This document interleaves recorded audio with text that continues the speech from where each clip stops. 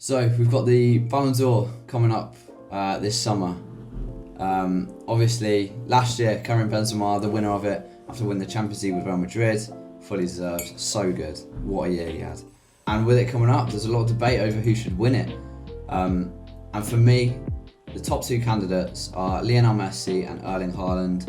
Erling Haaland obviously breaking so many records this year, having one of the best Premier League seasons we've ever seen. Absolutely ridiculous.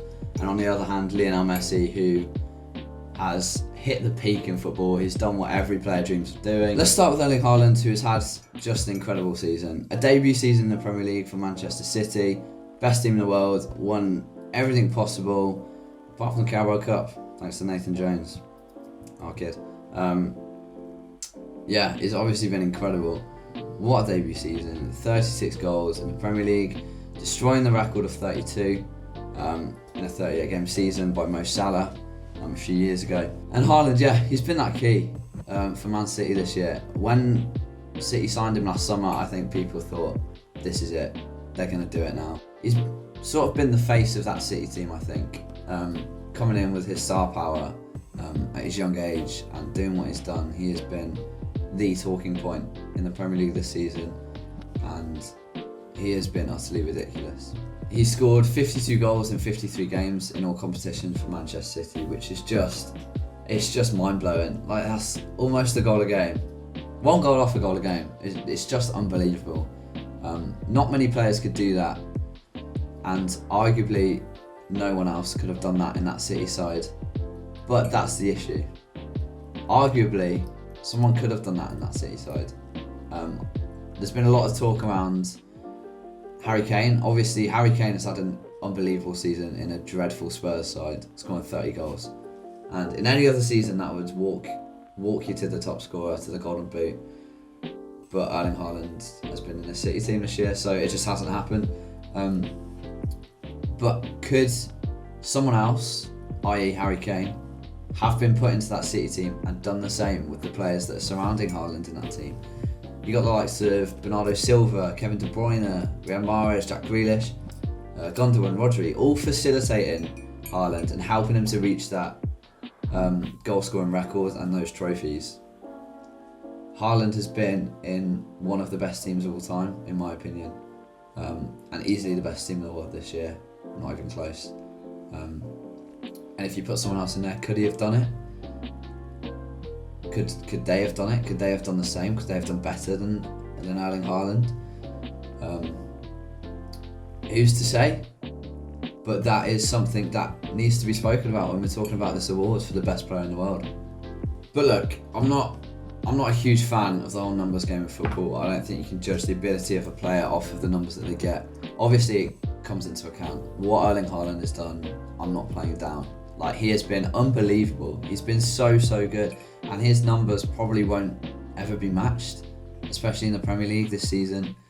It would take a lot, and he's an absolute robot. But you got to take the eye test into account.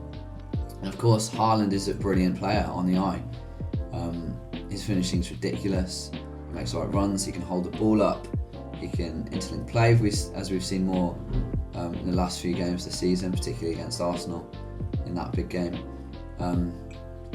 But you've got to look at the eye test, and has he been the best player in the world this season based off watching him play football? As a footballer, is he the best? And you've got to judge that for yourself. You've got to use the eye test, and that's where Lionel Messi comes in. For me, watching Messi play is...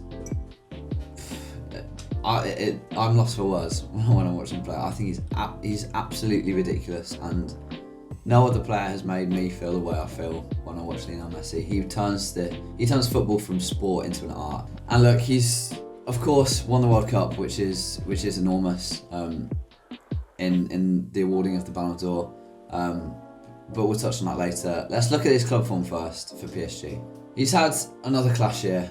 Obviously, it's Lionel Messi. He has had a brilliant year. He's got 16 goals, surpassing his XG of 15.49 this season. In all competitions for PSG, 16 assists, which topped the Ligue 1 assist charts. Was named the best passer in Ligue 1. Who's surprised? Let's be honest. He got 3 key passes per game. obviously crucial to winning PSG games and winning them that league, and it's just been another stellar year. Obviously not to the heights of his previous seasons at Barcelona, such as 90-odd goal calendar year, which is just unfathomable. Big word that. Yeah, you can't describe it. But he's had an incredible season. Easily one of, if not the best player in the world this year. Obviously, again, no joy in the Champions League for PSG, which is painful. I think when he joined, a lot of people expected him, as you would, expect him to get them to a Champions League final.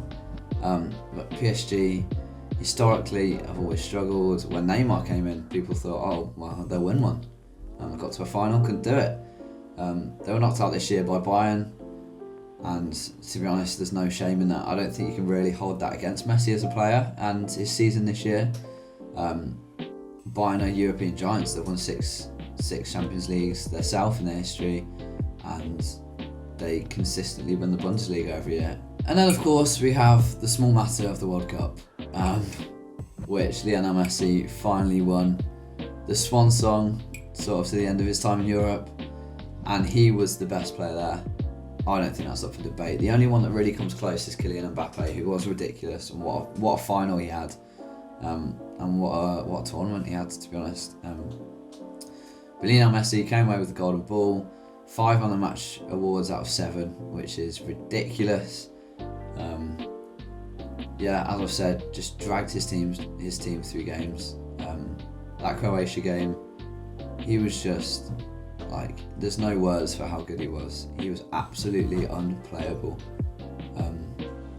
And for me, that Argentina team, you look at the players on that team, and that you wouldn't call that a World Cup winning team. I don't think, man for man. I don't think it matches the France squad man for man.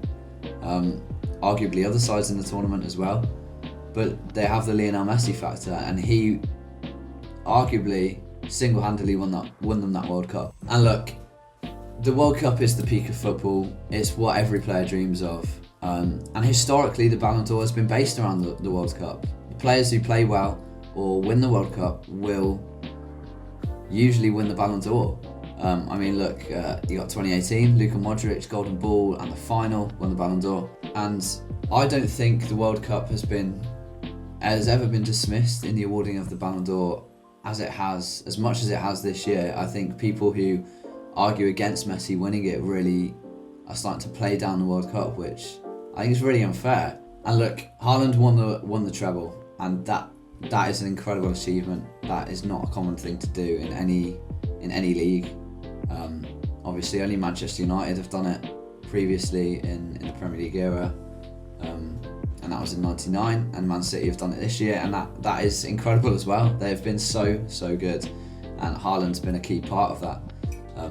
But the Ballon d'Or has historically never been based around the treble, and trophies can't tell for an individual's performance. And obviously Haaland has been brilliant, but if you look at 2013, Frank Ribery won the treble with Bayern Munich, and Messi went on to win the World Cup. Went on to win the Ballon d'Or that year.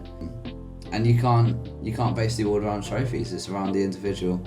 And for me, Messi has both. He has a league title, obviously, a bit different League One because a bit of an easier league and PSG tend to dominate. But he has the World Cup. He has the trophy in football that every player dreams of. So for me, Lionel Messi has to win the Ballon d'Or. I think he's been the best player this year. Erling Haaland, obviously, if he wins it, I'm not going to complain. What he's done is, you look at what he's done, and that is Ballon d'Or worthy. You look at that and think, he must be the best player in the world. But if you watch those two players play, if you watch an Erling Haaland's highlights reel from this season, you watch the Lionel Messi one from this season, I don't think you can come away from that thinking that Messi is not the best player in the world. And I think, using the eye test, Lionel Messi is the better footballer and has been a better footballer this year. And I don't want to play Haaland down because he's brilliant. But for me, Lionel Messi has to win the Ballon d'Or this year. And he's done now. He can go retire in the US, have a nice little family time in Miami. He's done it. He's been the best gift of football we could ever ask for in the history of the sport, and he deserves it. And I think he deserves this award. Lionel Messi, for me, has to win the Ballon d'Or. Let me know what you think down in the comments. Do you agree? Do you disagree? Do you think Haaland should have won it? Do you think someone else? De Bruyne? I don't know. John Stones? Anyone else? Who do you think should have won it?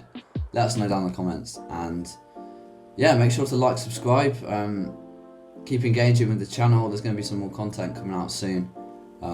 Yeah, and I'm excited to bring it to you, man. It's going to be good. It's going to be fun. Yeah, and I'll see you next time.